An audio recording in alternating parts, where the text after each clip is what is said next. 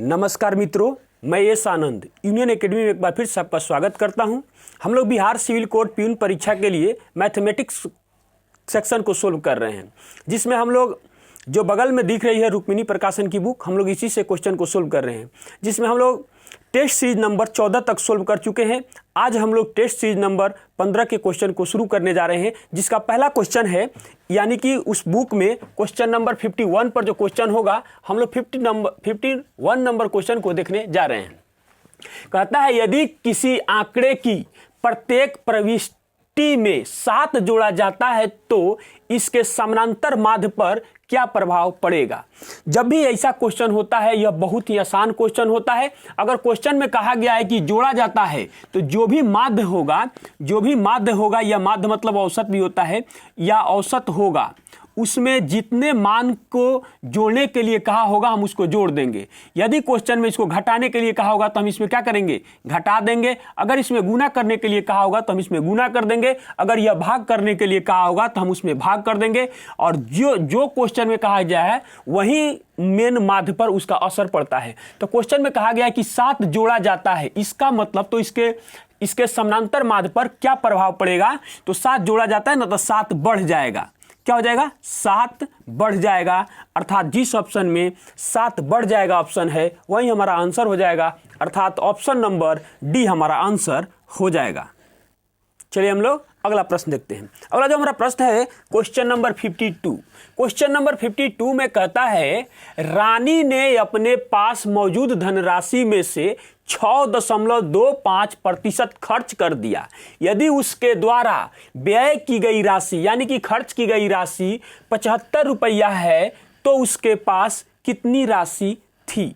ध्यान दीजिएगा, हम यहां पर जो इक्वल करेंगे वो करेंगे क्या, खर्च इक्वल टू खर्च, यानी कि व्यय, एक्सपेंडिचर होता है अंग्रेजी में इसको कहते हैं। अर्थात यह हो जाएगा 6.25% इक्वल टू 75 रुपीज। अर्थात 100% बराबर व्हाट, कोई भी धन जो होता है वो हमेशा 100% होता है। तो ध्यान दीजिएगा, इसको 100% बनाने के लिए हमको क्या करना होगा, इधर भी 16 से गुना कर देंगे और इधर भी 16 से गुना कर देंगे। देखिए 16 छक 96 और 0.25 16 बार होगा, तो उसका मतलब 4 होगा। 96 और 4 कितना हो जाएगा, 100% हो जाएगा। इधर भी 16 से आप गुना कर लीजिए। तो इसको जब हम लोग गुना करेंगे, 75 तिया, देखिए 75 चौका 300 होता है। उसी तरीके से यह 4 बार आएगा इस तरीके से, तो यह कितना हो जाएगा, 1200 रुपया हो जाएगा। अर्थात रानी के पास कितनी रुपया थी, 1200 रुपया थी। अर्थात ऑप्शन नंबर सी हमारा आंसर हो जाएगा।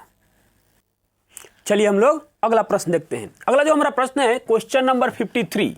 क्वेश्चन नंबर 53 में कहता है कि 0.23 पर रेकरिंग प्लस 0.22 पर रेकरिंग को नहीं का होगा का मान ज्ञात कीजिए। अब ध्यान दीजिएगा, इस तरीके के क्वेश्चन को बनाने के लिए इसमें ऐड किया है, जोड़ने के लिए बताया है। देखिए क्या करते हैं, 0.23 3 बार लिखते हैं, उसके बाद डैश डैश देते हैं। यह रेकरिंग कब लगाया जाता है, जब यह बार बार यही संख्या आ रही है, तो उसको रोकने के लिए इसका प्रयोग किया जाता है। फिर इसमें क्या लिखेंगे, 0.22 इसी तरह बार बार आते जाएगा, लिखेंगे। साधारण जैसे जोड़ते हैं इसको वैसे ही जोड़ देंगे। 3 2 कितना हो जाएगा, 5, फिर कितना हो जाएगा 4, फिर कितना हो जाएगा 5, फिर कितना हो जाएगा 4, फिर 5, फिर कितना हो जाएगा 4 और 0 जैसे वैसे लिख देंगे। देखिए बार बार यही चीज आ रहा है, तो क्या लिखेंगे, इसको 0.45 पे अब हम ऐड करने के बाद रेकरिंग लगा देंगे, और जिस ऑप्शन में 0.45 पर रेकरिंग है वही हमारा आंसर हो जाएगा। अर्थात ऑप्शन नंबर सी हमारा आंसर हो जाएगा। चलिए हम लोग अगला प्रश्न देखते हैं। अगला जो हमारा प्रश्न है क्वेश्चन नंबर 54। क्वेश्चन नंबर 54 में कहता है कि 28 p का पावर 5 q स्क्वायर और 70 p का पावर 3 और q का पावर 4 का मॉस HCF ज्ञात करें। देखिएगा, जब भी ऐसा क्वेश्चन होता है इसमें हम करेंगे क्या, 28 उसके बाद है p का पावर 5 और q का है स्क्वायर इक्वल टू, इसको तोड़ दीजिए। जब इसको तोड़ेंगे तो क्या हम तोड़ेंगे, 2 गुने 2 और गुना में 7, अंक भी टूट गया, और गुना में रहने देंगे p का पावर 5, उसके बाद में q का पावर 2। उसके बाद ये 70 लिखा हुआ है और p का पावर 3 और q का पावर 4 है। लाइए इसको तोड़ेंगे इसको कितना जाएगा 14 25 70 अर्थात 2 गुने 7 गुने 5 हो जाएगा और गुना में हो जाएगा p का पावर 3 और गुना q का पावर 4 हो जाएगा। जब भी कोई क्वेश्चन मतलब ये घात में दिया हुआ है ABCD का या किसी में, तो उसके लिए एक थ्योरेटिकल पॉइंट होता है कि वह न्यूनतम घात जो सभी में मौजूद हो HCF कहलाता है, न्यूनतम घात।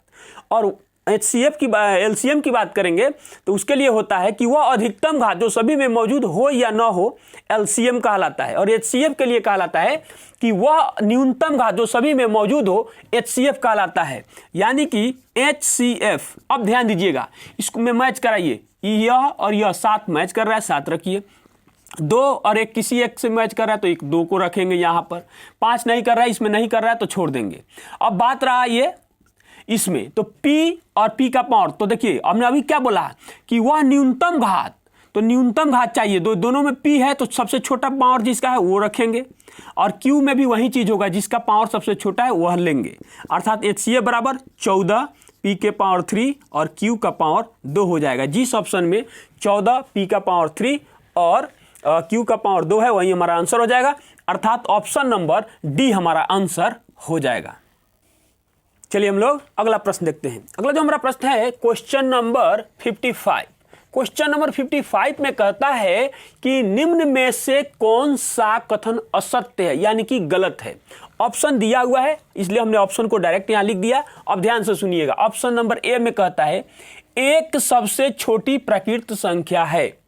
तो सबसे पहले यह हमें जानना पड़ेगा कि प्राकृत संख्या किसे कहते हैं। तो गिनती की संख्या को प्राकृत संख्या कहते हैं।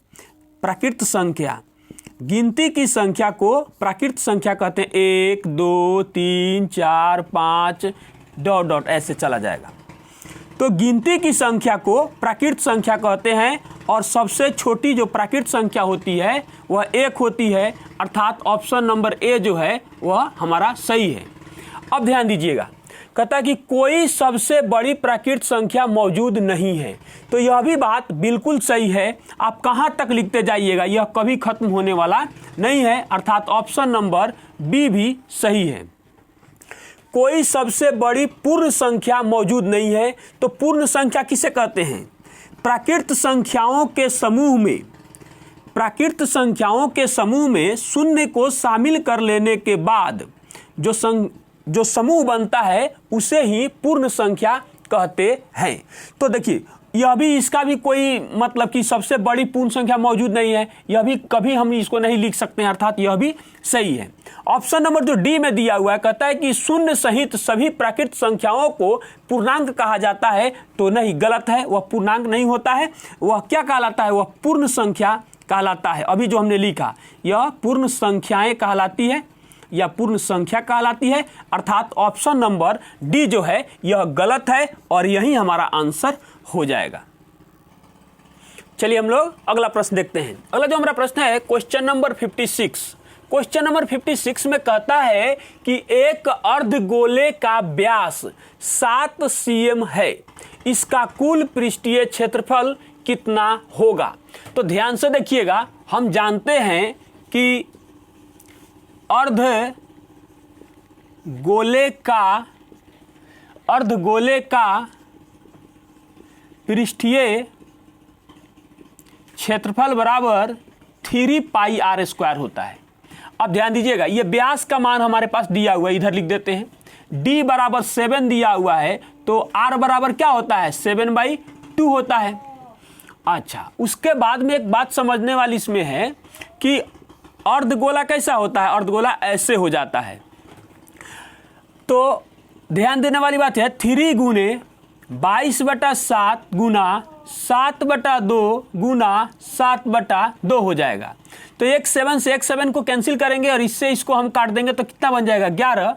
और चाहेंगे तो इसको किसी एक को हम काट भी देते हैं, तो इसी को काट देते हैं तो 1.5 हो जाएगा।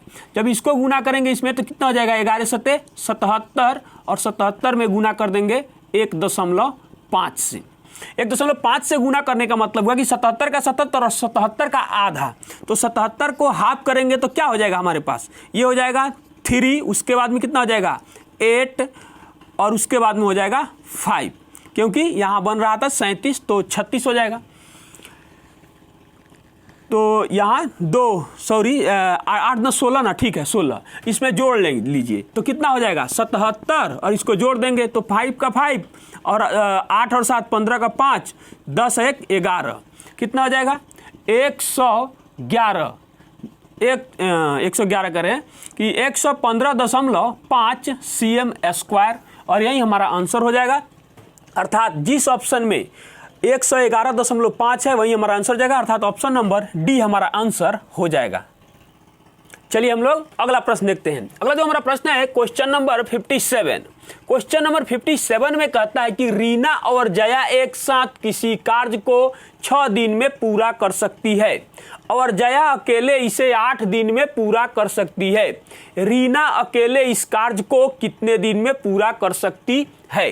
ध्यान देने वाली बात यह है, इसमें बोला गया कि रीना प्लस जया किसी कार्य को 6 दिनों में पूरा कर सकते हैं। ऊपर हम टाइम लिखेंगे, नीचे इफिशियंसी को लिखेंगे। और जया अकेले इसे 8 दिन में पूरा कर सकती है। कौन? जया। तो जया अकेले 8 दिनों में पूरा कर सकती है। तो क्वेश्चन में पूछा गया कि रीना इस कार्य को कितने दिनों में पूरा करेगी। ध्यान दीजिएगा, इसे इफिशियंसी ज्ञात करेंगे तो यहाँ हो जाएगा 4 और यहाँ हो जाएगा 3, यहाँ 24 यहाँ 24, और इस दोनों की क्षमता मिलाकर 4 है और 3 इसमें से घटा देंगे तो क्या बचेगा? 1 हो जाएगा। तो 1 में कितना से गुना कर दे कि यह भी 24 हो जाए, अर्थात 24 से गुना कर देंगे, अर्थात 24 दिन हमारा आंसर हो जाएगा, अर्थात ऑप्शन नंबर डी हमारा आंसर हो जाएगा। चलिए हम लोग अगला प्रश्न देखते हैं। अगला जो हमारा प्रश्न है क्वेश्चन नंबर 58। क्वेश्चन नंबर 58 कहता है कि 7 पुरुषों के भार केजी में दिया हुआ है कि 64, 63, 62, 65, 67 और 66 और 61 है। भारों की माध्यिका ज्ञात कीजिए। भारों की माध्यिका ज्ञात कीजिए। तो हम जानते हैं कि माध्यिका जब भी निकालने के लिए कहा जाता है तो उसमें हम करते क्या हैं कि जो भी हमारे पास टर्म दिया रहता है, पद दिया रहता है, उसको या तो आरोही क्रम में या अवरोही क्रम में सजा दिया जाता है। तो हम यहाँ से डायरेक्ट सजाते हैं। तो पहले लिखेंगे 61, उसके बाद कितना हो जाएगा 62, उसके बाद 63, उसके बाद में 64, उसके बाद में 65, उसके बाद में 66 और उसके बाद में 67। ध्यान दीजिएगा, अगर यह विषम में है तो 3 इधर के छट जाता है और 3 इधर छट जाता है और बीच वाला हमारा आंसर हो जाता है। ये कोई बहुत बड़ी बात नहीं है, अर्थात ऑप्शन नंबर डी हमारा आंसर हो जाएगा।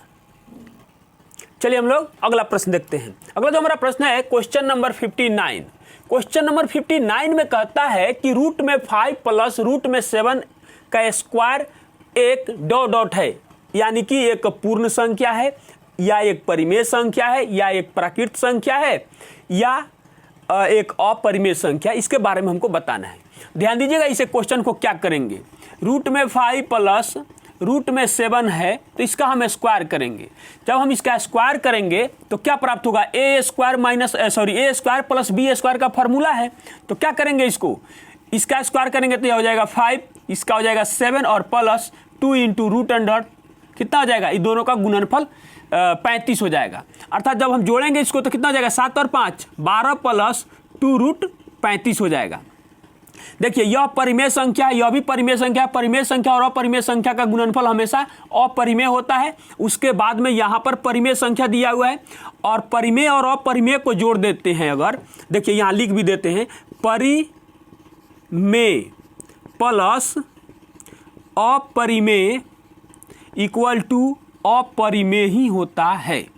क्या होता है, अपरिमेय ही होता है। अर्थात अब बताइए कि क्या हमारा आंसर होगा, जब इसको सोल्व किए तो अपरिमेय संख्या होगा, अर्थात ऑप्शन नंबर डी हमारा आंसर हो जाएगा। चलिए हम लोग अगला प्रश्न देखते हैं। अगला जो हमारा प्रश्न है क्वेश्चन नंबर 60। क्वेश्चन नंबर 60 में कहता है यदि किसी वृत्त के एक बाह्य बिंदु एस से एक वृत्त पर 2 स्पर्श रेखाएं एस ए और एस बी इस प्रकार खींची जाती है कि एस ए बराबर 12 cm और कोण ए एस बी बराबर 60 डिग्री है, जीवा ए बी की लंबाई ज्ञात कीजिए। ध्यान दीजिएगा थोड़ा सा, मान लिए कि यह एक वृत्त है और यह एक वृत्त है तो एक बाह्य बिंदु एस यहाँ पर है, इससे यहाँ पर एक क्या पहले खींचा जाता है एस ए, तो मान लीजिए यही ए है और यहाँ से एक और स्पर्श खींचा जाता है जो एस बी है। और उसके बाद में कहता है कि ASB बराबर यहाँ दिया हुआ है कितना डिग्री, 60 डिग्री का कोण दिया हुआ है, और मान लीजिए कि यह इसका केंद्र होगा ऐसे। तो लेकिन हमसे यह पूछा गया है यहाँ से यहाँ तक, जीवा के बारे में पूछा गया है। अब एक बात सोचने वाली है, जीवा जो दिया स्पर्श रेखा जो होता है SA और SB हो, चाहे कोई भी स्पर्श रेखा दो है, यह इसका लंबाई जो होता है हमेशा बराबर होता है। इसका मतलब हुआ कि इसके सामने का भी यहाँ जो एंगल कोण बनेगा और इसके सामने ठीक यहाँ जो कोण बनेगा वह दोनों समान होगा। मान लिया कि यह भी x है और मान लिया कि यह भी x है। उसके बाद एक और बात बताया गया, ये SC बराबर 12 cm है, तो यह 12 cm है, तो यह भी तो 12 cm ही होगा। अब देखिए, हम जानते हैं कि किसी भी त्रिभुज के तीनों कोणों का मान 180 डिग्री होता है, तो 180 डिग्री में से हम 60 डिग्री को घटा देंगे तो 120 होगा, और 2x बराबर अगर 120 डिग्री तो x बराबर क्या हो जाएगा, 60 डिग्री। और जिस भी त्रिभुज के तीनों कोणों का मान अगर 60 डिग्री है तो वह त्रिभुज समबाहु त्रिभुज होता है, अर्थात इसमें जो होगा इसकी तीनों भुजाएं आपस में बराबर हो जाएगी। जब तीनों भुजाएं आपस में बराबर होगी, इसका मतलब ये होता है कि इसका भी मान 12 cm ही होगा, अर्थात AB की लंबाई अर्थात AB बराबर भी कितना होगा, 12 cm होगा। क्वेश्चन बहुत आसान है, थोड़ा सा समझने वाला है, अर्थात ऑप्शन नंबर बी हमारा आंसर हो जाएगा। चलिए हम लोग अगला प्रश्न देखते हैं। अगला जो हमारा प्रश्न है क्वेश्चन नंबर 61। क्वेश्चन नंबर 61 कहता है कि किसी संख्या का 1/6वां भाग इसके 1/9वें भाग से 100 अधिक है, संख्या ज्ञात कीजिए। बहुत आसान क्वेश्चन है, ध्यान दीजिएगा। अगर आप चाहते हैं कि हम मान के बनाएं तो लिख लीजिए कि माना की संख्या बराबर, नहीं लिखेंगे वैसे डायरेक्ट लिख देते हैं कि संख्या बराबर x मान लिए, तो x का 1/6वां भाग अर्थात x गुने 1/6वां भाग जो है यह x के 1/9वें भाग से 100 यह अधिक है, अर्थात इसमें 100 जोड़ेंगे तो यह दोनों इक्वेशन इक्वल कर जाएगा। अब इसको इधर लाके घटाइए, जब घटाएंगे तो क्या लिखेंगे, x/6 minus x/9 equal to कितना हो जाएगा, 100। यह हो जाएगा 9, यह हो जाएगा 6, अर्थात 3x बट्टा में हो जाएगा 6 गुने 9 इक्वल टू 100। इससे काटेंगे तो क्या हो जाएगा, 2 9 दूना 18, x बराबर क्या हो जाएगा 1800। जिस ऑप्शन में 1800 है वही हमारा आंसर हो जाएगा। या अगर आप चाहते तो डायरेक्ट भी इसको लिख सकते थे ऑप्शन पढ़ के, 1/6 माइनस 1/9 इक्वल टू क्या आ जाएगा 100, और इसको भेजेंगे इस साइड, ये चला जाएगा इस साइड, अर्थात क्या हो जाएगा 3/6 गुने 9 इक्वल टू 100। इससे यह कटेगा तो 2 1 बराबर 100% होता है, और इधर 9 दूना 18 जाके गुना हो जाएगा 1800, अर्थात एक मतलब भी संख्या ही होता है। क्या होता है, संख्या ही होता है। या सेम चीज के बारे में बताया गया तो हम इसको ऐसे भी बना सकते थे, 1/6 अनुपात 1/9, इसको भेजेंगे यहाँ और इसको भेजेंगे यहाँ। या अगर आप चाहेंगे तो ऐसे भी बना सकते हैं कि दोनों का एलसीएम लिए तो कितना हो जाएगा 18, और यह कितना हो जाएगा, यह भी 18, कटेगा तो यह 3 हो जाएगा और यह 2 हो जाएगा।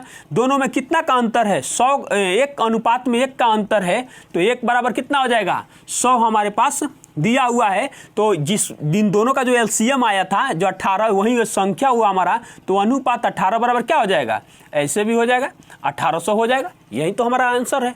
जिस ऑप्शन में 1800 है वही हमारा आंसर हो जाएगा, अर्थात ऑप्शन नंबर सी हमारा आंसर हो जाएगा। चलिए हम लोग अगला प्रश्न देखते हैं। अगला जो हमारा प्रश्न है क्वेश्चन नंबर 62। क्वेश्चन नंबर 62 बहुत ही सुंदर क्वेश्चन है। कहता है कि किसी शहर का मानचित्र 0.05 सेंटीमीटर बराबर 1 किलोमीटर के पैमाने के अनुसार बनाया गया है। यदि किसी देश का क्षेत्रफल 8000 वर्ग किलोमीटर है तो मानचित्र पर उसे कितने क्षेत्र में दर्शाया जाएगा। ध्यान दीजिएगा, सबसे पहले जैसे दिया है उसे लिख लेंगे। लिखेंगे कि 1 किलोमीटर बराबर 0.05 सेंटीमीटर। अब ध्यान देने वाली बात है, यहाँ क्षेत्रफल दिया हुआ है वर्ग किलोमीटर स्क्वायर, मतलब कि वर्ग किलोमीटर में दिया हुआ है, अर्थात हम इसका स्क्वायर करेंगे तो क्या हो जाएगा, इसका स्क्वायर करेंगे तो 1 किलोमीटर स्क्वायर ऐसे बनेगा, तो इसका भी हमको स्क्वायर करना पड़ेगा। जब हम इसका स्क्वायर करेंगे तो क्या हो जाएगा 0025 होगा, 0025 cm स्क्वायर हो जाएगा। अब ध्यान दीजिएगा, तो अब हमसे इतना बराबर पूछा, जब 1 किलोमीटर स्क्वायर का मान निकल गया हमारे सामने तो इतना का मान क्या होगा, तो हो जाएगा 8, यानी कि कह सकते हैं कि चूंकि 1 किलोमीटर बड़ा है इतना, तो इसलिए इतना 8000 किलोमीटर स्क्वायर बराबर क्या हो जाएगा, तो इधर का ये मतलब इधर से 8000 गुना किए तो इधर भी इसमें हम 8000 गुना कर देंगे, 0.0025 गुना क्या हो जाएगा, 8000 गुना किए हैं तो 8000 इसमें भी हम गुना कर देंगे। जब हम यहाँ पर CM स्क्वायर लिख देते हैं, गुना करेंगे तो हमें क्या प्राप्त होगा, देखिए जब इसको अगर आप चाहिएगा तो ऐसे भी हटा सकते हैं, तो क्या आ जाएगा, यहाँ 4 जीरो आ जाएगा, 4 जीरो आ जाएगा, तो 3 जीरो से 3 जीरो कैंसिल हो जाएगा और यह 25 बच गया, तो यहाँ पर हो जाएगा 50-25 और इसमें से भी कट जाएगा 1, तो यहाँ बच जाएगा 4 और 2 यानी कि उसमें से कट गया, यह भी कैंसिल हो गया, तो क्या बच गया 20, नीचे लिख देते हैं 20 CM स्क्वायर। जिस ऑप्शन में 20 CM स्क्वायर है वही हमारा आंसर हो जाएगा, अर्थात ऑप्शन नंबर डी हमारा आंसर हो जाएगा। चलिए हम लोग अगला प्रश्न देखते हैं। अगला जो हमारा प्रश्न है क्वेश्चन नंबर 63। क्वेश्चन नंबर 63 कहता है यदि 16, 18, 15, 17 P और 14 का समांतर माध्य 17 है तो P का मान ज्ञात कीजिए। ध्यान दीजिएगा, हम जानते हैं कि समांतर माध्य मतलब औसत हो गया, तो औसत बराबर आंकड़ों का योग बटा आंकड़ों की संख्या होता है। तो आंकड़ों का योग बटा आंकड़ों की संख्या होता है, तो क्या करेंगे, आप हमारी जैसे आप चाहे तो इसको बना सकते हैं, जैसे आप चाहें तो ऐसे भी 16, 18, 15, 17 P प्लस 14 अब बट्टा कितना है यह 1 2 3 4 5 6 है, तो भाग 6 और इक्वल टू यह कितना हो जाएगा 17। अब इसको इधर लाके गुना कर देंगे और इसको इन सबों को एक साथ हम जोड़ देंगे। जब हम इन सबों को जोड़ेंगे तो क्या आ जाएगा 4 और यहाँ पर हो जाएगा 7, 11, 11 और 5 16, 16 और 14 कितना हो जाएगा 16 दूना 28 और 2 30 हो जाएगा। कैसे गड़बड़ जोड़ दिएगा 4, 11, 11 और 5 16, ठीक है, तो 16 और 4 20 और 20 और 10 30, 30 का क्या हो जाएगा 0 और हासिल हो जाएगा हमारे पास 3 और P प्लस में रहेगा ही रहेगा, और यहाँ पर हो जाएगा 3 और 1 4, 4 1 5, 5 6 7 और यहाँ हो जाएगा 8, और उसके बाद में 17 छक कितना होता है 102 होता है, तो P बराबर इधर जाके घट जाएगा तो क्या आ जाएगा 22 हो जाएगा। एक तरीका यह भी हुआ, अगर इस तरीके से अगर हम नहीं भी चाहे बनाने के तो ये इसका दूसरा भी तरीका है, समानांतर माध्य हमको दिया हुआ है तो सब में कंपेयर करेंगे। देखिए 17 यहाँ लिख देंगे, उसके बाद इसमें कंपेयर करेंगे कि यह कितना इससे कम है 17 से यह 1 कम है, तो यहाँ पर हम लिख देंगे -1। उसके बाद यहाँ कितना यह ज़्यादा है 1 ज़्यादा है, तो यहाँ लिख देंगे +1। फिर उसके बाद यह कितना कम है 2 कम है, तो -2 लिखेंगे। फिर यहाँ पर यह कितना है इसमें कोई फर्क नहीं पड़ रहा है 0 लिख देंगे। P के बारे में हमको पता नहीं, ज्यों का त्यों रहने देंगे इसको। फिर इसके बारे में लिखेंगे हम लोग क्या यह कितना कम है, तो प्लस में 3 कम है, 3 कम है, तो 3 कम है तो -3 लिखेंगे। देखिए यह तो एक दूसरे से कैंसिल हो गया, लेकिन जहाँ कम है यानी माइनस में है वह उतना कम है, अर्थात इसमें जोड़कर यह मान प्राप्त होता, इसलिए इसको क्या किया जाता है इसको प्लस बना दिया जाता है। और यहाँ पर हम मान लिए कि यह 17 का 17 ही है, तो यह P जो होगा P बराबर यही जो कमी बेसी हो रहा था यही जो घट रहा था यह पूरा करेगा, तो 17 का 17 और इन दोनों मान को जो माइनस में दिख रहा था इसको जोड़ दिया जाता है, तो क्या आ जाएगा 22 आ जाएगा, अर्थात ऑप्शन नंबर डी हमारा आंसर हो जाएगा। चलिए हम लोग अगला प्रश्न देखते हैं। अगला जो हमारा प्रश्न है क्वेश्चन नंबर 64।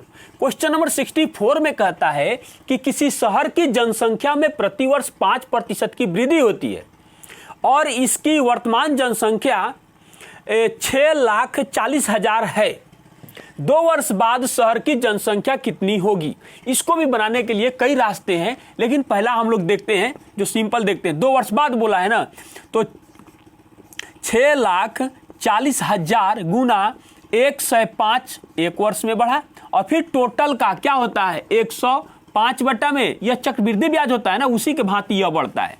देखिए तो यहाँ से क्या हो जाएगा, यह यहाँ से इतना कैंसिल हो गया, इतना कैंसिल हो गया। उसके बाद यह अब हम इसमें क्या करेंगे गुना कर देंगे। जब गुना करेंगे 105 का, आप पहले इन दोनों का जब हम गुना कर लिए, यानी कि इसका मतलब हुआ कि 64 गुना 105 गुना में 105, 64 को 64 रहने दीजिए और इसका इन दोनों का वर्ग कीजिए। जब इसका वर्ग कीजिएगा तो यह 25 का 25 हो जाएगा और यह कितना हो जाएगा, 1 बढ़ा के 10 से गुना कर देंगे अर्थात 110 हो जाएगा। उसके बाद इसमें अब हम लोग क्या करेंगे, गुना कर देंगे। जब हम इसको गुना करेंगे तो यह आ जाएगा 70,000 करें 7,05,600 आ जाएगा और यही हमारा आंसर हो जाएगा। अगर हम चाहेंगे दूसरा तरीका देखने का बात करेंगे तो देखिएगा जो चक्रवृद्धि ब्याज का होता है ना, वही चीज इसमें लगाएंगे। अर्थात देखिए 2 वर्ष के लिए बढ़ रहा है और 5% का रेट दिया हुआ है, तो लिखेंगे 5 + 5 + 5 × 5/100। सीधा मतलब कि यह 10% नहीं बढ़ के यह बढ़ जाएगा कितना, 5 × 5 = 10 और 50 × 25 10.25% की वृद्धि हो गई है। अर्थात जनसंख्या जो भी है यानी वो मूलधन के भांति ही काम करता है, उसका 1% से गुना करेंगे। जब हम लोग इसमें 1% से गुना करेंगे यानी कि देखिए यहाँ पर 100% तो पहले से है ही, तो 100% 6,40,000 है। अब इसमें ऐड करेंगे 10.25% और, तो 10.25% का मान पहले कितना आएगा इधर हम बगल में लिख लेते हैं। तो ये हमारे पास आ जाएगा 10.25 गुना, उससे गुना करेंगे कितना से, 6400 से गुना कर देंगे 1% से। जब 1% से गुना करेंगे तो यह भी यहाँ से फिर से क्या हो जाएगा, हमारा कैंसिल हो जाएगा, बटा में 00 आएगा तो ये 00 से कैंसिल कर देंगे।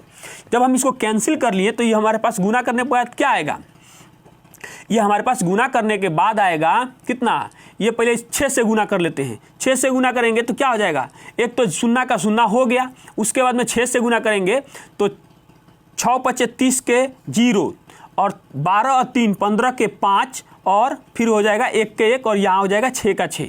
उसके बाद जब हम इसको गुना करेंगे तो क्या हो जाएगा हमारे पास, यहाँ हो जाएगा 4, यहाँ हो जाएगा 0 और यह बन जाएगा 100।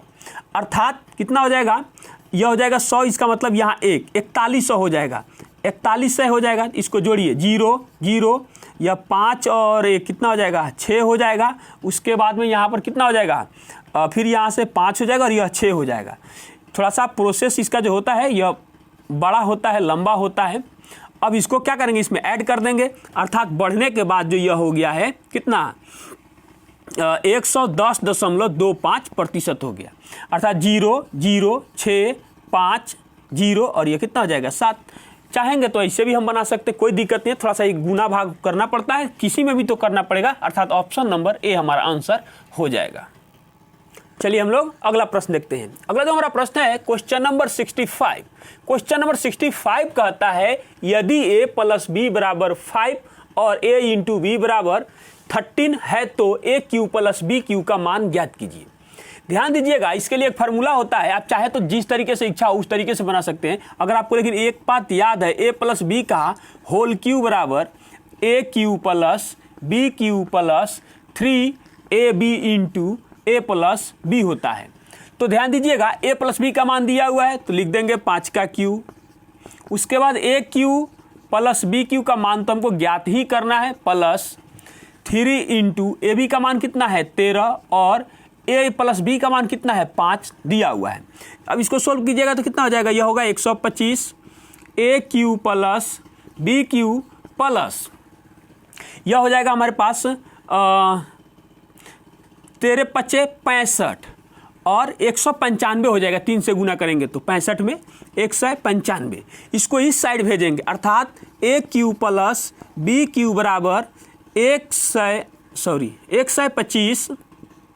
125 माइनस 195, अर्थात a³ + b³ बराबर कितना हो जाएगा, माइनस में 70 हो जाएगा। कितना होगा, माइनस वाला मान बड़ा है, माइनस में 70, अर्थात ऑप्शन नंबर ए हमारा आंसर हो जाएगा।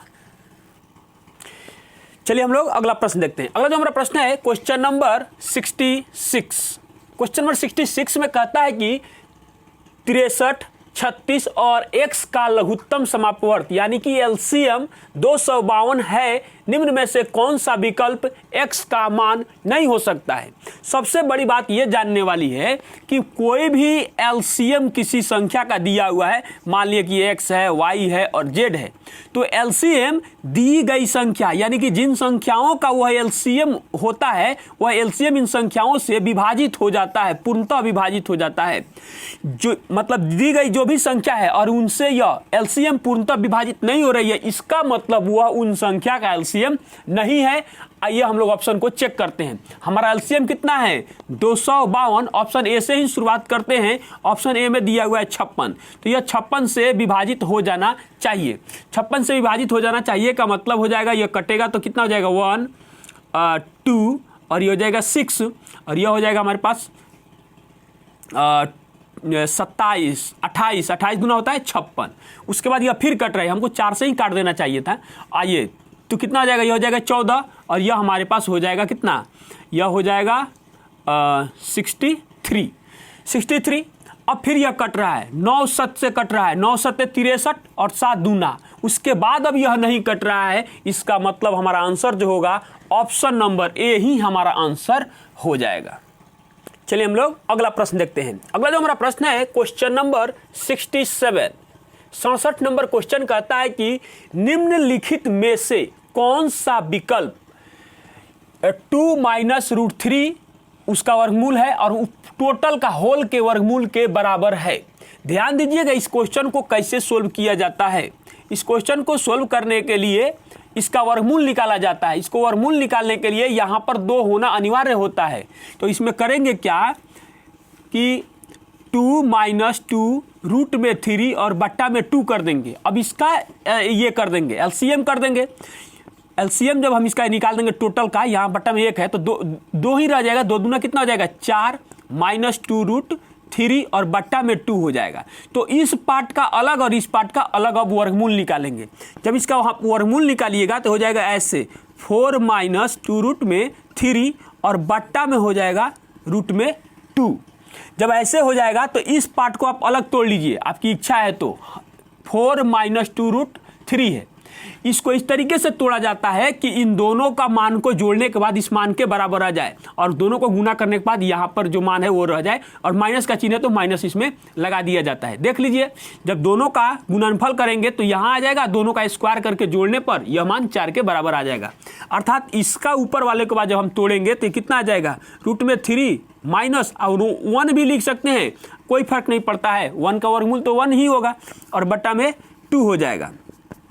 अब यह किसी आंसर तो यही हमारा हो गया, लेकिन यह किसी ऑप्शन से मैच ही नहीं कर रहा है और सब में हम देख रहे हैं कि जो रूट में 2 दिया हुआ है रूट किसी में नहीं दिया हुआ है। अर्थात क्या करेंगे कि हम दोनों में √2/√2 से गुना कर देंगे। जब गुना करेंगे ऊपर की तरफ तो कितना हो जाएगा रूट में 6 और माइनस यहाँ पर रूट में 2 और बटा रूट में 2 से गुना करेंगे तो हो जाएगा 2। जिस ऑप्शन में रूट में 6 माइनस रूट में 2 बटा 2 है वही हमारा आंसर हो जाएगा। अर्थात ऑप्शन नंबर बी हमारा आंसर हो जाएगा। चलिए हम लोग अगला प्रश्न देखते हैं। अगला जो हमारा प्रश्न है क्वेश्चन नंबर 68। क्वेश्चन नंबर 68 में कहता है कि 5/16 और इसके व्युत्क्रम के बीच धनात्मक अंतर कितना होगा। तो पहले दिया हुआ है 5/16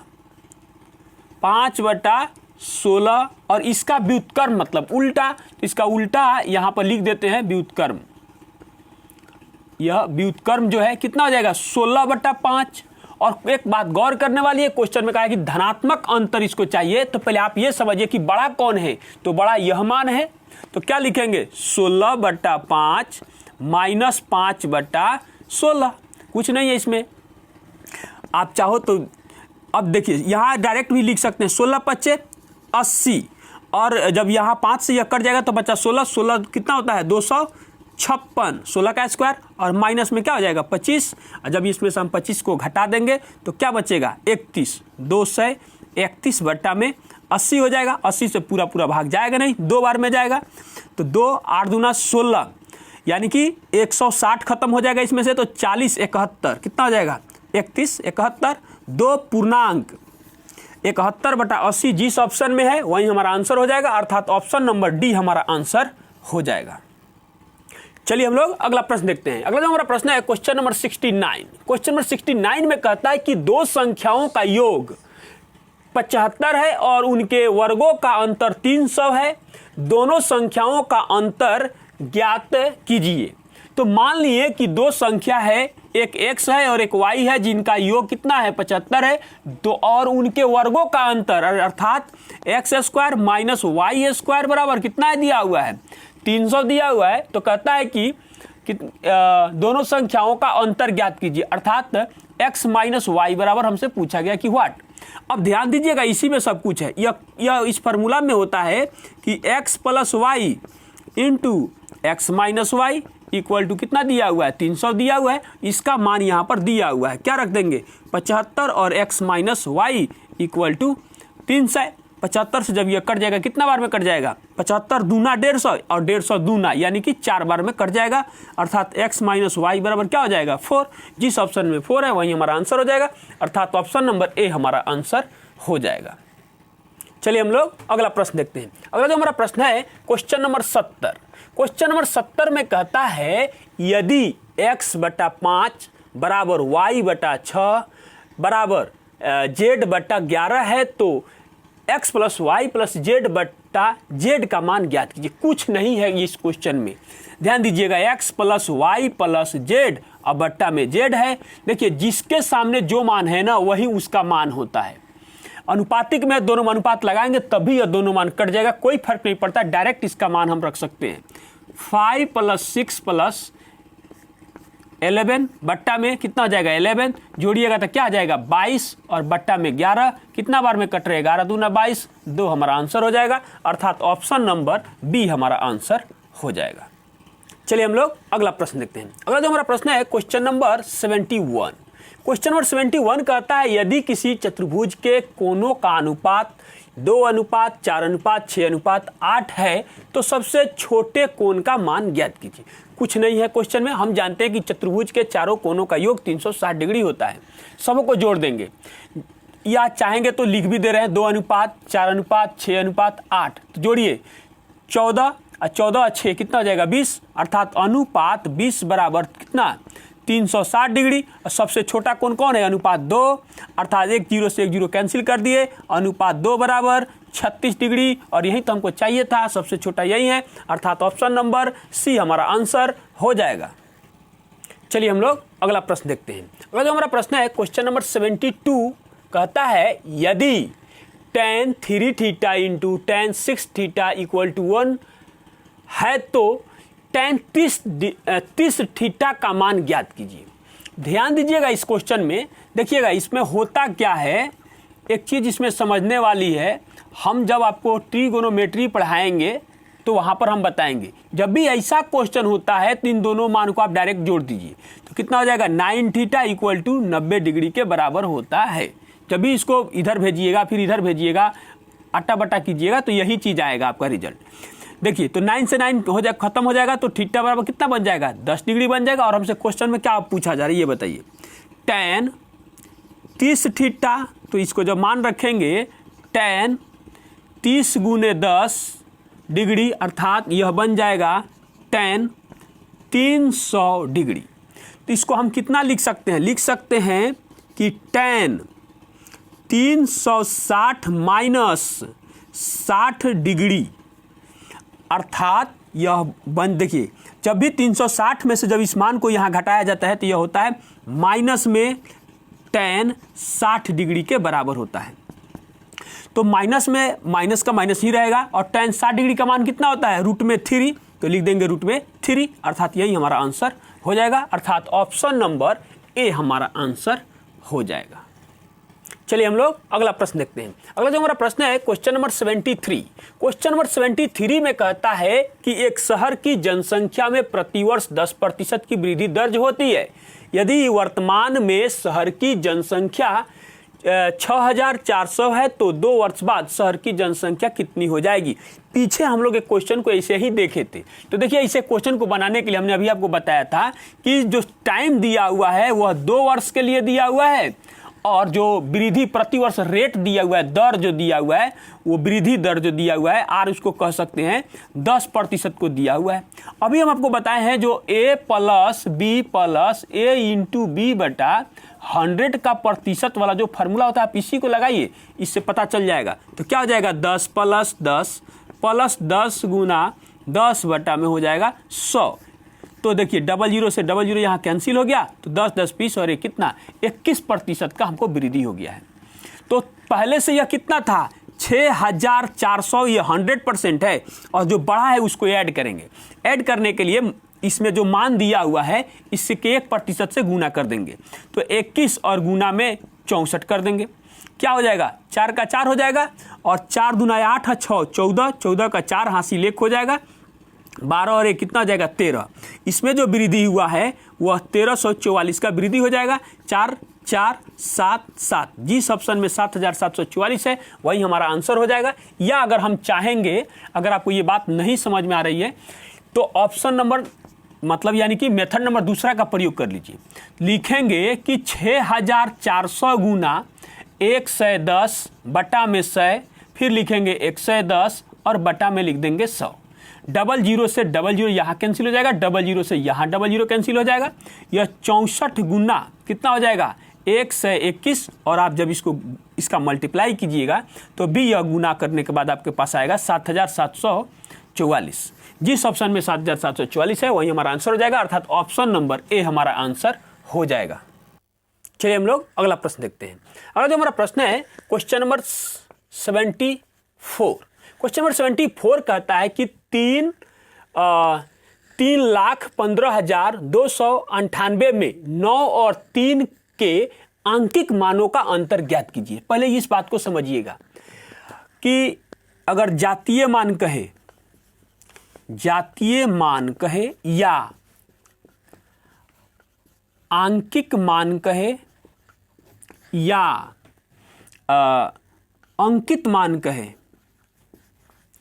अंकित मान कहे या नौजयान मान कहे, इन सबों का अंग्रेजी में एक ही मतलब होता है फेस वैल्यू।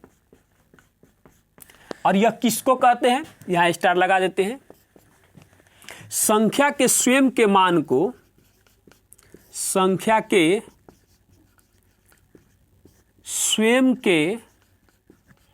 मान को जातीय मान या आंकिक मान या अंकित मान या नौजयान मान या फेस वैल्यू। फेस अंग्रेजी में इसलिए लिख रहे हैं ताकि हिंदी में इतना नहीं लिखे ना हमें पड़ेगा। संख्या के स्वयं के मान को फेस वैल्यू कहा जाता है। अब ध्यान दीजिएगा, यानी कि इसमें पूछ रहा है कि 9 और 3 के आंकिक मान, तो 9 का तो 9 ही हो जाएगा और 3 का 3 ही हो जाएगा। इन दोनों का अंतर हमसे पूछा जा रहा है, तो इसका अंतर क्या हो जाएगा 6 हो जाएगा। इसमें तो कुछ करना ही नहीं है, अर्थात ऑप्शन नंबर ए हमारा आंसर हो जाएगा। चलिए हम लोग अगला प्रश्न देखते हैं। अगला जो हमारा प्रश्न है क्वेश्चन नंबर 75। क्वेश्चन नंबर 75 कहता है कि जब x का power 4 minus p into x का power cube plus 2x² minus 5x plus 8 को x माइनस 1 से विभाजित किया जाता है तो शेषफल कितना प्राप्त होता है 2p प्राप्त होता है। p का मान ज्ञात कीजिए।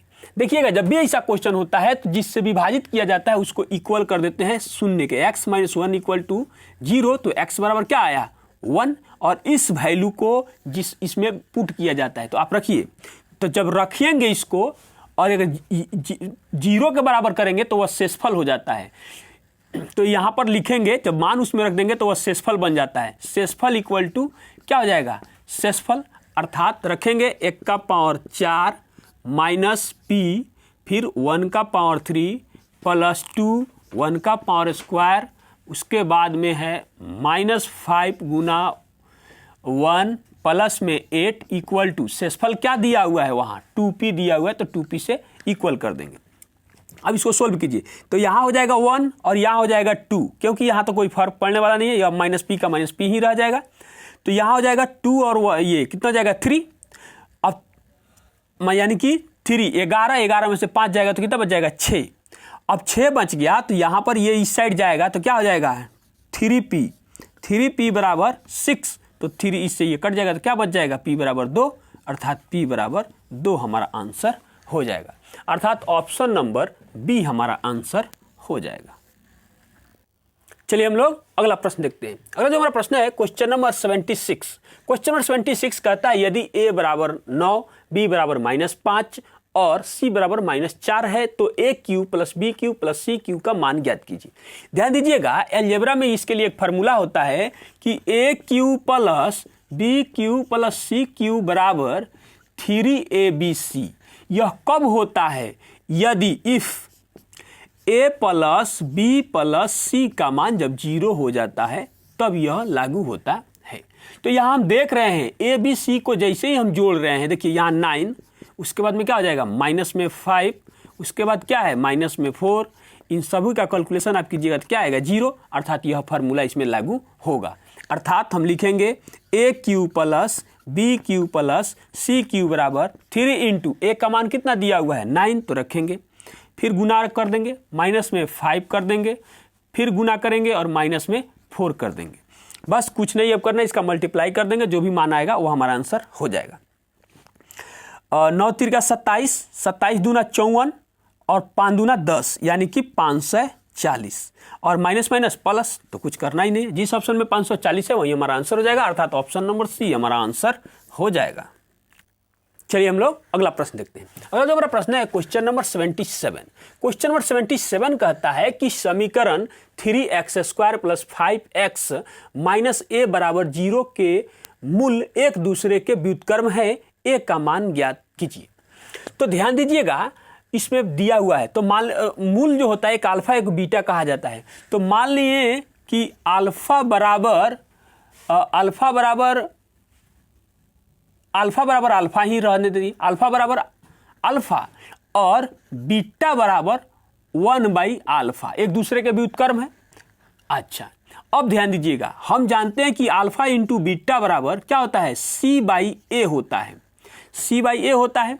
अब देखिए यहां मान रखेंगे तो अल्फा इंटू अल्फा का अल्फा बीटा की जगह पर क्या रखेंगे 1/α बराबर c, तो c के जगह पर क्या है -a और a के जगह पर क्या है 3, तो यहां पर रख देंगे 3, इससे यह कैंसिल हो गया, तो इधर क्या हो जाएगा -a बराबर 3 और यह माइनस इस साइड में आ जाएगा, तो a बराबर में क्या हो जाएगा -3, अर्थात जिस ऑप्शन में -3 है वही हमारा आंसर हो जाएगा, अर्थात ऑप्शन नंबर बी हमारा आंसर हो जाएगा। चलिए हम लोग अगला प्रश्न देखते हैं। अगला जो हमारा प्रश्न है क्वेश्चन नंबर 78। तो क्वेश्चन नंबर 78 कहता है कि एक चोर 3 PM पर एक कार से एक बैग चोरी करके 50 किलोमीटर प्रति घंटा की चाल से गाड़ी चलाते हुए भागता है। यदि 4 PM यानी कि 4 PM पर चोर की स्थिति का पता चल जाता है और उसका मालिक अपनी कार से 70 किलोमीटर प्रति घंटा की चाल से उसका पीछा करता है, तो वह चोर को कब पकड़ लेगा। ध्यान दीजिएगा, मान लिए कि यहां पर चोर है और यह 3 बज रहा था और यह 1 घंटा भागा है, यहां पर 4 PM हो गया। अब ध्यान देने वाली बात यह है वह 1 घंटा में इसका जो चाल है 50 किलोमीटर प्रति घंटा की चाल से, तो कितना भागा है 50 किलोमीटर भागा है। अब 50 किलोमीटर आदमी आगे है और यह 50 किलोमीटर प्रति घंटा की चाल से फिर आगे की तरफ भाग भी रहा है, और यहां से जो वह व्यक्ति है वह 70 किलोमीटर प्रति घंटा की चाल से इसका पीछा कर रहा है, इसको पकड़ने के लिए, कहीं इधर जाके पकड़ा जाएगा। अब इस 50 किलोमीटर को ही वह कवर कर रहा है, इसका मतलब हो जाएगा कि दूरी बराबर चाल गुना समय। अब चाल गुना समय, तो दूरी हमारे पास क्या हो जाएगा 50 किलोमीटर हो जाएगा। अब ध्यान दीजिए चाल जो है सापेक्षिक चाल जो है वो घटता है, यह 50 का 50 कवर कर लेगा, यह 20 किलोमीटर प्रति घंटा इसका पीछा करेगा, अर्थात तो हो जाएगा 20। अब देखिए यहां पर किलोमीटर में है, यह किलोमीटर प्रति घंटा में है, तो इसको छेड़छाड़ नहीं करेंगे और यह समय का समय ही हो जाएगा, इससे यह कैंसिल हो जाएगा। तो यह समय जो आ गया हमारे पास कितना आ गया 2.1/2 घंटा। अब ध्यान दीजिएगा, अब इस समय को हम इसमें क्या करेंगे जोड़ेंगे, जब जोड़ेंगे हम तो क्या आएगा मेरे पास, देखिए 4 बजे, ये 4 बजे मतलब इसको पता चला है, अब 4 बजे यहां से भागना शुरू किया है, तो इसको पीछा करने में समय जो लगा है वह जोड़ देंगे। 4 बजे PM और प्लस कर देंगे 2.5 घंटे का समय, 2 + 30 लिख देते हैं, 30 मिनट, मिनट में मिनट जुड़ जाएगा PM, अर्थात यह हो जाएगा 6:30 PM में क्या हुआ, यह घंटा इसको जोड़ दीजिए डायरेक्ट इसके न लिखे, 6:30 बजे वह चोर क्या हो जाएगा, पकड़ा जाएगा, अर्थात ऑप्शन नंबर C हमारा आंसर हो जाएगा। चलिए हम लोग अगला प्रश्न देखते हैं। अगला जो हमारा प्रश्न है क्वेश्चन नंबर 79। क्वेश्चन नंबर 79 में कहता है कि एक गणितीय प्रश्न को हल करते समय अतुल ने प्रारंभिक संख्या का वर्ग किया और फिर उसमें से 15 घटा दिया। प्रफुल्ल ने पहले प्रारंभिक संख्या से 15 घटाया और फिर उसके अंतर का वर्ग किया। यदि दोनों को समान उत्तर प्राप्त हुआ हो तो प्रारंभिक संख्या ज्ञात कीजिए। एक गणितीय प्रश्न को हल करते समय अतुल ने प्रारंभिक संख्या का वर्ग किया, तो मान लिए कि वह संख्या जो है x है और क्या कहता है कि इसका स्क्वायर करके इसमें से वह 15 घटा दिया। उसके बाद हमारे पास क्वेश्चन जो आ रहा है आगे, 15 घटा दिया। प्रफुल्ल ने पहले प्रारंभिक संख्या से 15 को घटा दिया, x में से क्या किया, यह 15 घटा दिया, उसके बाद इसका स्क्वायर किया। तो यही पूछना चाहता है कि x का मान वो क्या है। लिखेंगे x² माइनस में 15, यहाँ a माइनस b का होल स्क्वायर लगा दीजिए, उसके बाद हो जाएगा 225 और माइनस में क्या हो जाएगा 30x, x² से x² कैंसिल हो जाएगा, यह इस साइड आ जाएगा तो कितना हो जाएगा 40, अर्थात 30x बराबर माइनस में लिख देते हैं, माइनस में 240। देखिए माइनस से माइनस कैंसिल हो जाएगा, 1 0 से 1 0 कैंसिल हो जाएगा और 3 से कट जाएगा, तो ये कितना हो जाएगा 8 हो जाएगा, अर्थात x बराबर 8, अर्थात वह प्रारंभिक जो संख्या है वह कितना है 8 है, अर्थात ऑप्शन नंबर A हमारा आंसर हो जाएगा। चलिए हम लोग अगला प्रश्न देखते हैं। अगला जो हमारा प्रश्न है क्वेश्चन नंबर 80। क्वेश्चन नंबर 80 में कहता है कि 225 का पावर 0.2 गुना 225 का पावर 0.3 बट्टा 225 का पावर 0.6 गुना 225 का पावर 0.4 का मान निम्न में से किसके बराबर है। ध्यान दीजिएगा, हम जानते हैं कि जब बेस समान हो तो गुना में पावर जुड़ता है, 0.2 प्लस 0.3 हो जाएगा। और हम यह भी बात जानते हैं कि जब बेस समान हो तो गुना में पावर, भाग में पावर घटता है, तो 0.6 अब प्लस यह जुड़ जाएगा इसके साथ 0.4, ऐसे होगा, यह घटेगा। जब यह घटेगा तो देखिए 0 यह हो जाएगा 0.5 और यह हो जाएगा 1, तो घटेगा तो क्या बचेगा माइनस में 0.5 बचेगा। इसका मतलब हो जाएगा, इसको पॉजिटिव बनाने के लिए क्या लिखेंगे, ऐसे लिखेंगे 225 का पावर 0.5 का मतलब होता है 1/2, और इसका मतलब यह भी हो जाएगा, अगर हम चाहें तो वर्गमूल का चिन्ह दें तो यह 15 का स्क्वायर होगा और इसका पावर 1/2 हो जाएगा। तो पावर में पावर से गुना होता है तो यह कैंसिल हो जाएगा, तो क्या बचेगा 1/15, अर्थात जिस ऑप्शन में 1/15 है वही हमारा आंसर हो जाएगा, अर्थात ऑप्शन नंबर C हमारा आंसर हो जाएगा। चलिए हम लोग अगला प्रश्न देखते हैं। अगला जो हमारा प्रश्न है क्वेश्चन नंबर 81।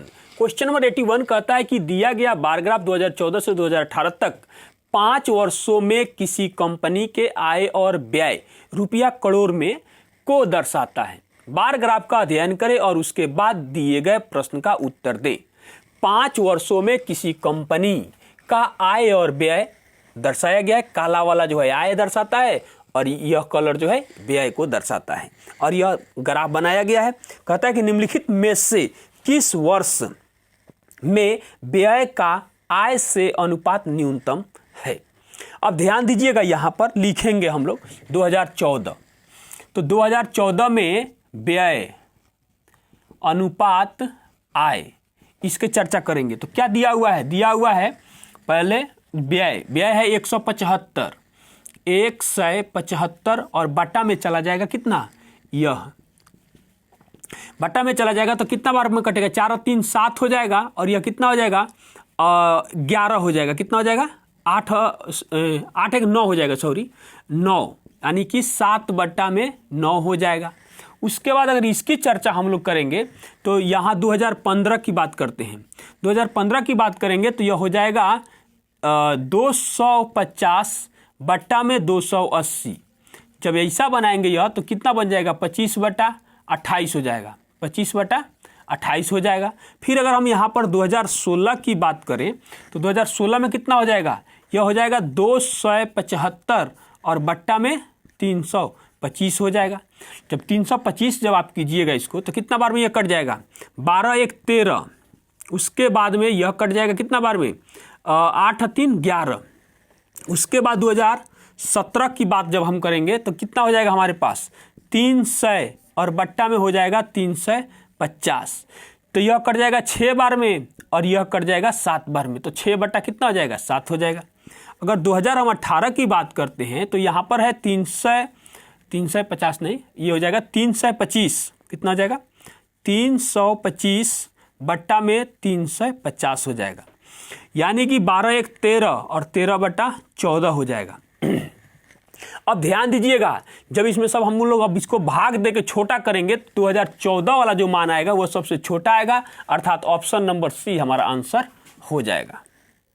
चलिए हम लोग अगला प्रश्न देखते हैं। अगला जो हमारा प्रश्न है क्वेश्चन नंबर 82। क्वेश्चन नंबर 82 कहता है कि एक समचतुर्भुज के विकर्णों की लंबाई 16 cm और 12 cm है, इसका क्षेत्रफल ज्ञात कीजिए।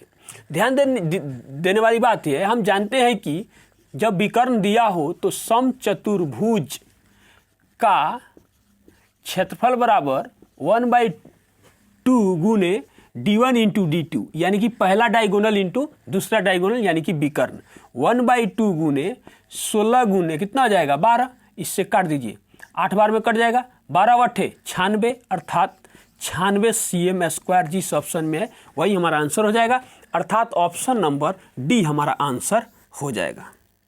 चलिए हम लोग अगला प्रश्न देखते हैं क्वेश्चन नंबर 83। क्वेश्चन नंबर 83 जो यह ट्रिगोनोमेट्री का क्वेश्चन है, डायरेक्ट इसका वैल्यू पुट कीजिए, आंसर लाइए। कहता है कि 2 tan 30 डिग्री बट्टा 1 - tan स्क्वायर 30 डिग्री बराबर, यानी कि व्हाट, किसके बराबर है। तो क्या लिखेंगे, 2 tan 30 डिग्री का मान क्या होता है 1/√3 रख दीजिए, 1 माइनस यहाँ क्या हो जाएगा 1/√3 का स्क्वायर हो जाएगा। अब इसको हम सोल्व करेंगे तो क्या लिखेंगे, 2/√3 और बट्टा 1 माइनस 1/3 ऐसे बनेगा, अर्थात फिर एक बार लिखेंगे 2/√3 बट्टा, देखिए जब यहाँ जाएगा यह कितना हो जाएगा 3 में से 1 घटेगा तो कितना हो जाएगा 2/3 ऐसे बनेगा। इसका मतलब हुआ कि 2/√3 गुना 3/√2 ऐसे बनेगा, ऐसे ये कट जाएगा और √3 से जब 3 को काटेंगे तो यहाँ पर क्या बच जाएगा 3, अर्थात जिस ऑप्शन में √3 है वही हमारा आंसर हो जाएगा, अर्थात ऑप्शन नंबर बी हमारा आंसर हो जाएगा। चलिए हम लोग अगला प्रश्न देखते हैं। अगला जो हमारा प्रश्न है क्वेश्चन नंबर 84। क्वेश्चन नंबर 84 कहता है कि ए और बी की वर्तमान आयु का अनुपात 8:9 है। 9 वर्षों के बाद यह अनुपात 19:21 हो जाएगा। सी बी से 3 वर्ष छोटा है। सी की वर्तमान आयु कितनी है, यानी कि वर्षों में। ध्यान दीजिएगा, ए और बी के बात कहा है तो हम लिखेंगे ए और बी की वर्तमान आयु का अनुपात 8:9 है। 9 वर्षों के बाद, यानी कि क्वेश्चन में कह रहा है कि भविष्य में, प्लस में 9 लिखेंगे और लिखेंगे कितना 19:21 ऐसे बन जाएगा। अब पहले इसको चेक कीजिए, दोनों में समान अंतर नहीं है तो यहाँ वाले अंतर से इसको गुना कर देंगे, नया वैल्यू प्राप्त हो जाएगा हमको। और यहाँ 1 का अंतर है तो इस पर कोई फर्क नहीं पड़ने वाला है, तो नया वैल्यू हमें प्राप्त हो जाएगा 16:18 बन जाएगा।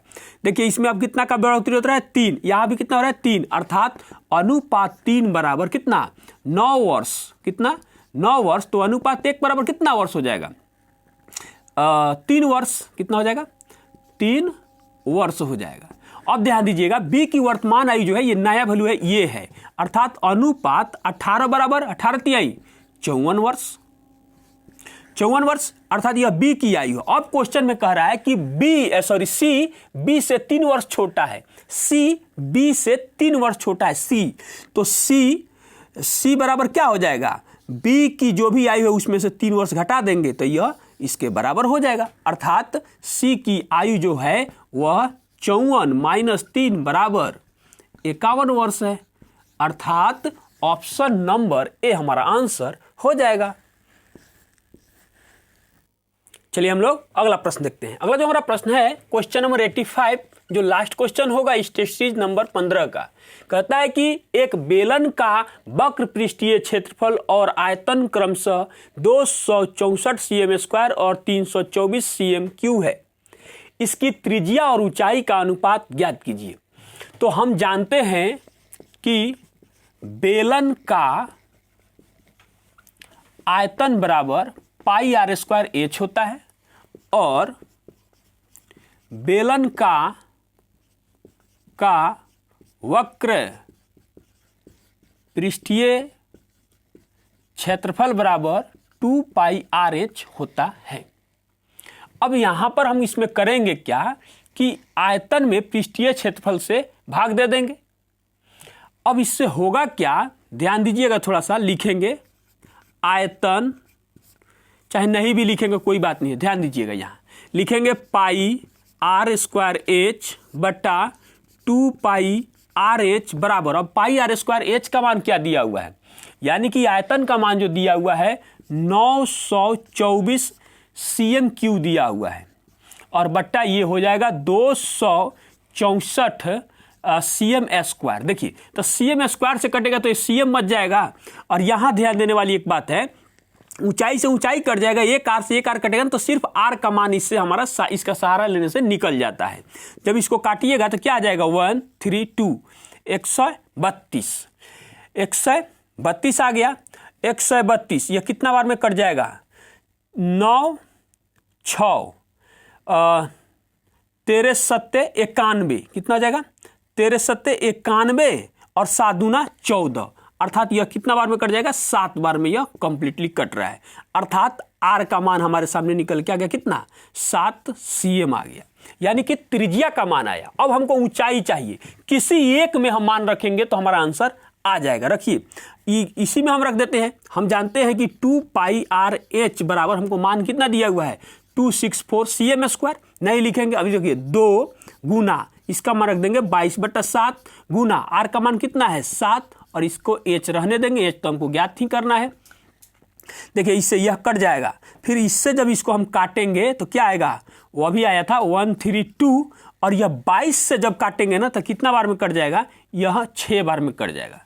22 से काटेंगे तो कितना बार में कट जाएगा, 6 बार में कट जाएगा। अर्थात h का भी जो मान आया हमारे सामने 6 cm निकल के आ गया। अब हमारे क्वेश्चन में क्या पूछा गया, त्रिज्या यानी कि r और h का अनुपात। तो लिखेंगे r और h का अनुपात बराबर, देखिए इसका मान कितना दिया हुआ है 7 cm, तो 7 का 7 रहने देंगे क्योंकि cm से cm गायब हो जाएगा, और h का मान जो दिया हुआ है 6, अर्थात 7:6 हमारा आंसर हो जाएगा। अर्थात ऑप्शन नंबर सी हमारा आंसर हो जाएगा। तो आज के लिए बस इतना ही, मिलते हैं एक और 72 क्लास में, तब तक के लिए धन्यवाद।